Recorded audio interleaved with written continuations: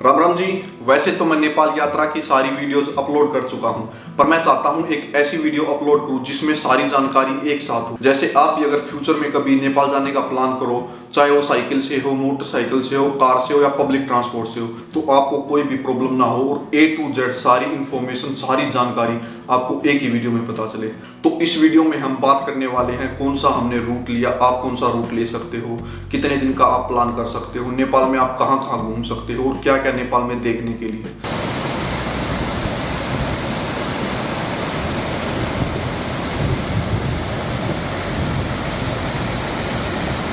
तो अब बात करते हैं कि आप नेपाल कैसे जा सकते हो। नेपाल जाने के कई तरीके हैं। जैसे आप पर्सनल व्हीकल से जा सकते हो, उसमें आपकी बाइक हो या कार हो। दूसरा आप बस से जा सकते हो। तीसरा आप ट्रेन से जा सकते हो। चौथा फ्लाइट से जा सकते हो। जो बस होती हैं और फ्लाइट होती है वे डायरेक्ट आपको पोखरा और काठमांडू सिटी पहुंचाएगी, लेकिन जो ट्रेन है वो आपको बॉर्डर पर पहुंचाएगी, क्योंकि ट्रेन नेपाल में चलती नहीं। जी हाँ, आपने सही सुना, ट्रेन नेपाल में नहीं चलती है। तो वो आपके ऊपर डिपेंड है कि आप कैसे जाना चाहते हो। और अगर आप पर्सनल व्हीकल से जाओगे तो आपको बंसार बनवाना पड़ेगा, जो पर डे के हिसाब से होता है। जैसे बाइक का होता है 150 रुपये पर डे और कार का होता है 500 रुपये पर डे। वो मतलब एक किस्म से परमिशन होती है कि हम नेपाल में अपने व्हीकल को, पर्सनल व्हीकल को चला सकते हैं। उसमें ये कोई ज़रूरी नहीं है कि वो आपके नाम में होने चाहिए, किसी के भी नाम हो, लेकिन सारे ओरिजिनल डॉक्यूमेंट्स होने चाहिए जो वहाँ पे सबमिट करने पड़ते हैं, उनकी कॉपी जमा करनी पड़ती है। और पासपोर्ट की कोई ज़रूरत नहीं है। ये सभी चीज़ें आपके ऊपर डिपेंड करती हैं कि आपको कहाँ कहाँ नेपाल में घूमना है, कितने दिन का प्लान करना है और आपका कितना बजट है। अब बात करते हैं, अगर आप अपने पर्सनल व्हीकल से जाते हो तो आप नेपाल में कैसे एंटर कर सकते हो। नेपाल में वैसे तो बहुत सारे बॉर्डर हैं, छोटे बड़े, लेकिन हम मेन बॉर्डर की बात करेंगे। अगर आप उत्तराखंड से हो तो आप बनबसा बॉर्डर से एंटर कर सकते हो। अगर आप यूपी से हो तो आप सुनौली और नेपालगंज बॉर्डर से एंटर कर सकते हो। अगर आप बिहार से हो तो आप रक्सौल बॉर्डर से एंटर कर सकते हो। और अगर आप वेस्ट बंगाल सिक्किम की तरफ से हो तो आप सिलीगुड़ी बॉर्डर से एंटर कर सकते हो। अब बात करते हैं कि मैं किस बॉर्डर से गया था। एक्चुअली मैं गया था बनबसा बॉर्डर से। उसके पीछे का कारण ये है, मेरे घर से लुम्बिनी 850 किलोमीटर के आसपास था। चाहे मैं बनबसा बॉर्डर से जाऊँ या फिर मैं सुनौली बॉर्डर से जाऊँ। अगर मैं सुनौली बॉर्डर से जाता तो 850 किलोमीटर में से 800 किलोमीटर मुझे भारत में साइकिल चलानी पड़ती, और अगर मैं बनबसा बॉर्डर से जाता हूँ तो 300 से 350 किलोमीटर मुझे भारत में साइकिल चलानी पड़ती। बाकी की 500 से 550 किलोमीटर मुझे नेपाल में चलानी पड़ती। तो मैंने सोचा क्यों ना नेपाल को कुछ ज़्यादा एक्सप्लोर किया जाए, क्योंकि हर जो बंदा है वो लगभग सुनौली बॉर्डर, रक्सौल बॉर्डर, सिलीगुड़ी इसी बॉर्डर से इंटर करता है। उससे इंटर करते हैं, लेकिन बहुत कम बंदे करते हैं। तो मैं सोचा क्यों ना साइकिल ज़्यादा जितनी भी चलानी है, 800 850 किलोमीटर तो हमने चलानी थी, तो क्यों ना उस तरफ से चलाई जाए। तो इसलिए मैंने बनबसा बॉर्डर से इंटर किया था। अब बात करते हैं कि नेपाल में इंटर करते टाइम किस किस डॉक्यूमेंट्स की जरूरत होगी, चाहे वो आपका हो या आपके पर्सनल व्हीकल का हो। जैसे अगर आप अपनी बात करें तो उसके लिए आपको कोई भी गवर्नमेंट आईडी चाहिए जिसमें आपका फोटो, जैसे ड्राइविंग लाइसेंस हो, वोटर आईडी कार्ड हो, आधार कार्ड हो या और कुछ भी हो, जैसे पासपोर्ट हो। पासपोर्ट कोई कंपलसरी नहीं है, लेकिन अगर आपके पास पासपोर्ट है तो आप वो भी लेके जा सकते हो। अपने पर्सनल व्हीकल से जा रहे हो तो आपको बाइक या कार के भी ओरिजिनल डॉक्यूमेंट्स चाहिए। बाइक की बात की जाए तो जैसे ड्राइविंग लाइसेंस तो आपका अपने पास हो ही गया, उससे अलग आरसी होनी चाहिए, इंश्योरेंस होना चाहिए, धुआं पर्ची होनी चाहिए जिसे पोल्यूशन सर्टिफिकेट बोलते हैं। ये कंपलसरी है, क्योंकि जब आप बंसार बनवाते हो तो इनकी फोटोकॉपी वहाँ पे लगती है। नेपाल में इंटर करते ही सबसे पहले आपको अपनी गाड़ी का बंसार बनवाना है, जो कि कंपलसरी है।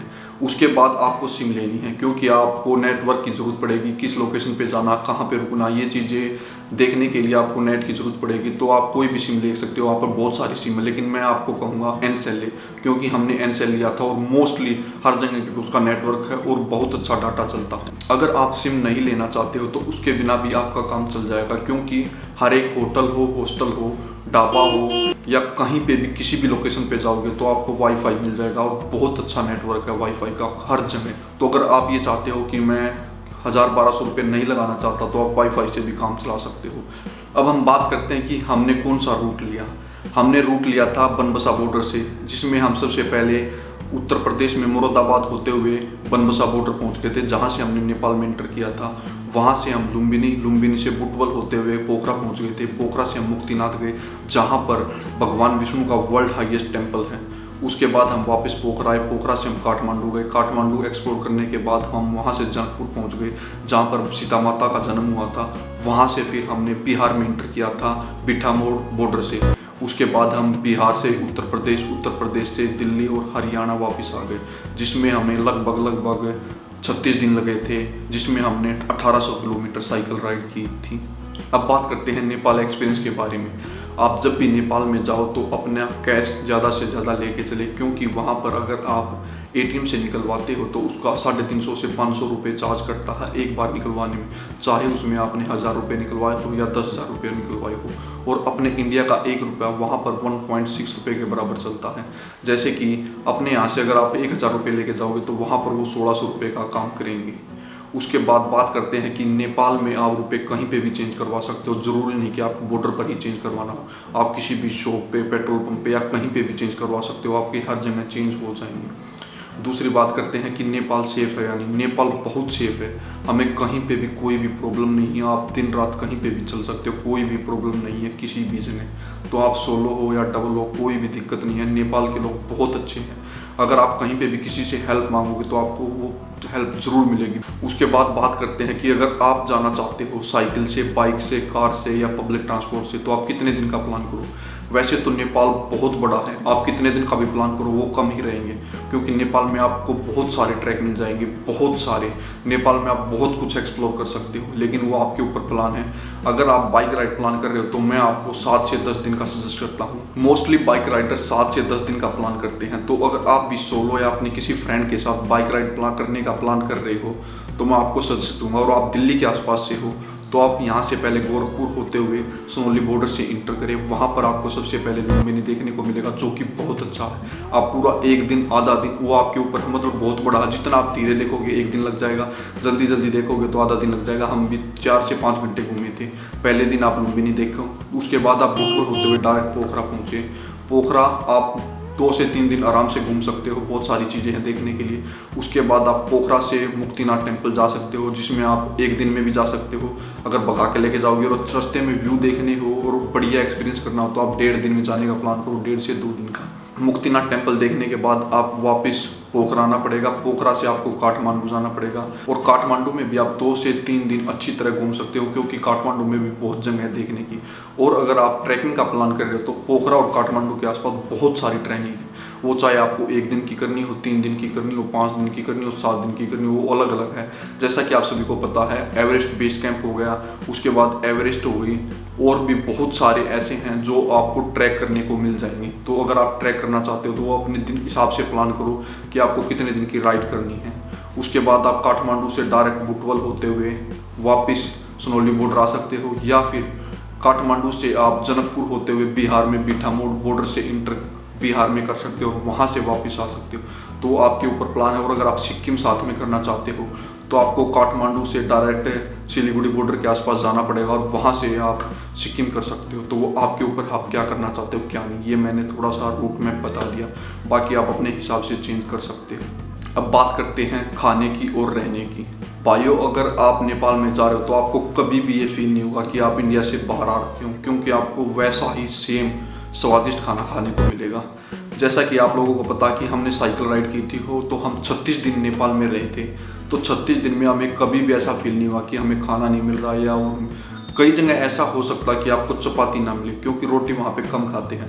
लेकिन आपको नीचे वाले एरिया में हर जगह रोटी मिल जाएगी। जब आप पोखरा से ऊपर मुक्तिनाथ की तरफ जाओगे तो वहाँ पे कई जगह हो सकता है कि आपको खाने में चपाती नहीं मिले, लेकिन खाना आपको हर जगह मिल जाएगा। वेज या नॉन वेज जो भी आप खाना चाहते हो दोनों खाने मिल जाएंगे, और बहुत ही स्वादिष्ट है, और बहुत ज़्यादा महंगे भी नहीं है। महंगे आपको कुछ कुछ जगह मिलेंगे। जैसे अगर पोखरा की बात की जाए तो वहाँ पे आपको थोड़ा सा महंगा मिल सकता है, क्योंकि पोखरा थोड़ी सिटी टाइप में होगी, जैसे अपना दिल्ली है, तो वहाँ पे आपको महंगा मिलेगी। लेकिन अगर आप वहाँ पे आसपास सर्च करोगे तो आपको सस्ता भी मिल जाएगा, क्योंकि हमने पोखरा में 350 रुपये की प्लेट खाई थी, और उससे महंगी हमने खाई थी मुक्तिनाथ में, जहाँ पर 450-500 रुपये की प्लेट है। इसके बाद अगर आप इन सिटी से अलग कहीं पे भी जाओगे तो आपको बहुत सस्ता खाना मिलेगा। बात करें तो काठमांडू की, काठमांडू में हमें 110 रुपये में भरपेट खाना बहुत अच्छा मिला था, जिसमें चपाती भी मिली थी, चावल भी मिले थे, 2 से 3 सब्जी मिली थी।